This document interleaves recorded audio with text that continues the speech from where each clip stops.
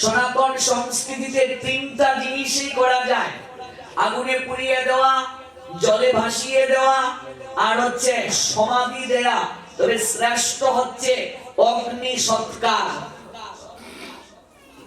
জীবাত্মার কাজ হচ্ছে একটা দেহ ছেড়ে আরেকটা দেহে যা। যতক্ষণ পর্যন্ত দেহের প্রতি মমতা থাকবে ততক্ষণ পর্যন্ত আপনাকে বারবার দেহ ধারণ করতে হবে। আমরা সনাতনীরা দেহে বিশ্বাসী নই, আমরা আত্মায় বিশ্বাসী। অন্য ধর্মের কিছু লোকেরা আমাদেরকে মগজ ধুলাই করে, তাদেরকে একটুও মায়া দয়া নাই, মরার পরে তারা দেহটা আগুনে ফেলে দেয়। ওরে মূর্খের দল! আমরা দেহে বিশ্বাসী নই, আমরা সনাতনীরা অতিশয় জ্ঞানী, আমরা তত্ত্বদ্রষ্টা। আমরা জানি, আমরা বুঝি এই দেহটা মূল্যহীন, এই দেহটার দ্বারা কিচ্ছু হয় না। দেহটা মলমূত্রের ভান্ডার, দেহটা যার মাধ্যমে সুন্দর, দেহটা যার মাধ্যমে পরিচালিত, দেহটা যার মাধ্যমে বিকশিত, সে হচ্ছে আত্মা। এই আত্মাই হচ্ছে একমাত্র আরাধ্য। ওই আত্মা চলে গেলে দেহটার আর কোনো মূল্য থাকে না। দেহটাকে আগুনে ফেলে দিলেও সেই দেহটার কখনো অনুভূতি নাই। আগুনেই কেন ফেলে দিতে হয়? আমরা প্রত্যেকটা কার্য যজ্ঞের মাধ্যমে করি। এই দেহটা 5টা উপাদান দ্বারা তৈরি। এই দেহটা তৈরি করতে আগুনের প্রয়োজন হয়েছে। কিসের প্রয়োজন হয়েছে? বরুণ দেবতার প্রয়োজন হয়েছে। শুরু করেছিলাম, দুজন দেবতাকে পরিশুদ্ধতার অধিকার দিয়েছেন, একজন অগ্নি, একজন বরুণ। দেহ তৈরি করতে আগুন নেওয়া হয়েছে, জল নেওয়া হয়েছে, মাটি নেওয়া হয়েছে, আকাশ আর বাতাস। এই 5টা উপাদান দ্বারা দেহটা তৈরি। মরার পরে এই 5টা উপাদানের মাঝে দেহটাকে আবার মিশিয়ে দেয়া হয়। সমুদ্রের ফেনা যেমন ক্ষণে সৃষ্টি ক্ষণে লয়, মায়ার সংসারে খেলা সেইভাবে হয়। কেমন হে মাতা পিতা আত্মীয় স্বজন সবাই ফেনার মতো থাকে অল্পক্ষণ।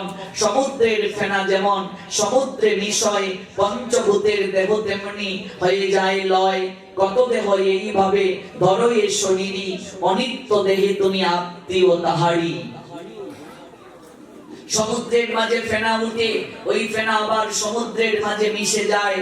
কতবার যে এই দেহ ধারণ করে আমরা সংসারে এসেছি কেউ সেটা বলতে পারবো না। অনাদির আদি শ্রী গোবিন্দ ভগবান ছাড়া আর কারো পক্ষে সেটা জানা, কারো পক্ষে সেটা বোঝা সম্ভব নয়।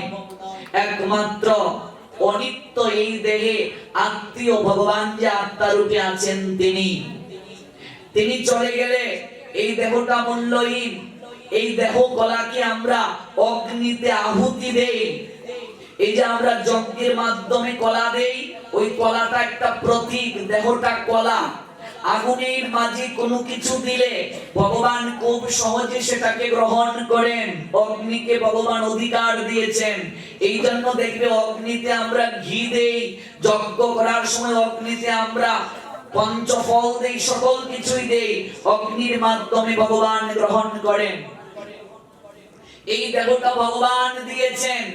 ওই দেহটা ভগবান কি করে দিলেন? পিতামাতা একটা মাধ্যম। ওনাদের মিলনে আমি এসেছি, কিন্তু কেবল মিলনেই যদি আমার আশা হতো, এই জগতে অনেক বিবাহ দম্পতি মিলন করেও বাচ্চা পায় না। ভগবানের কৃপার প্রয়োজন আছে কি নেই? আছে। এই ভগবানের কাছে আবার দেহটাকে অর্পণ করি। এটাকে বলে অন্ত্যেষ্টি ক্রিয়া। অন্ত মানে শেষ, ইষ্টি মানে যজ্ঞ। ভালো করে বুঝো, এটা শেষ যজ্ঞ। এবার সর্বপ্রথম যারা যজ্ঞানুষ্ঠানে আসবে প্রত্যেককে স্নান করে আসতে হবে। আজকে যারা দাহ কার্যে আসছে কেউ স্নান করে আসছে? আসে নাই। কেউ লুঙ্গি পরে আসছে দেখলাম, কেউ গামছা পরে আসছে দেখলাম, কেউ গামছা কোমরে বাঁধে আইছে দেখলাম। কিন্তু যারা এই যজ্ঞানুষ্ঠানে আসবে সর্বপ্রথমেই তাদেরকে স্নান করে তিলক কেটে আসতে হবে। কারণ কি? এটা হচ্ছে যজ্ঞস্থান, যজ্ঞস্থলী। যদি এটা যজ্ঞস্থান, যজ্ঞস্থলী না হতো তাহলে প্রেমধ্বনি হরিধ্বনি দিয়ে কেন তোলা হয়? কথা বলো। প্রেমধ্বনি দেওয়া হয় কি হয় না? প্রেমধ্বনি দিয়ে তোলা হচ্ছে। আমাদের সমাজে কুসংস্কার হচ্ছে আমরা দাহ কার্যে সেরা লুঙ্গি, সেরা গামছা ইত্যাদি পরে আমরা আসি। দাহ কার্য করার পর গিয়ে আমরা স্নান করি। শ্মশানে স্নান করে কাষ্ঠে কিংবা দাহ কার্যে আসতে হয়। দাহ কার্য থেকে গিয়ে আর স্নান করার প্রয়োজন নাই।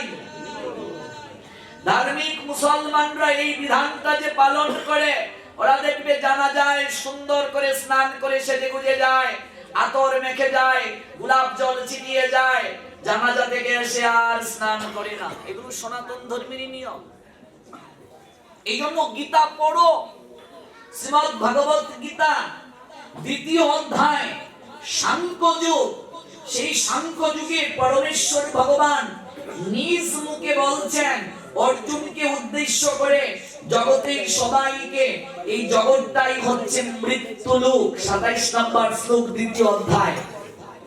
জাতস্য হি ধ্রুব মৃত্যু ধ্রুবম জন্ম মৃতস্য চ। তোমার জন্ম হয়েছে, তোমাকে কি করতে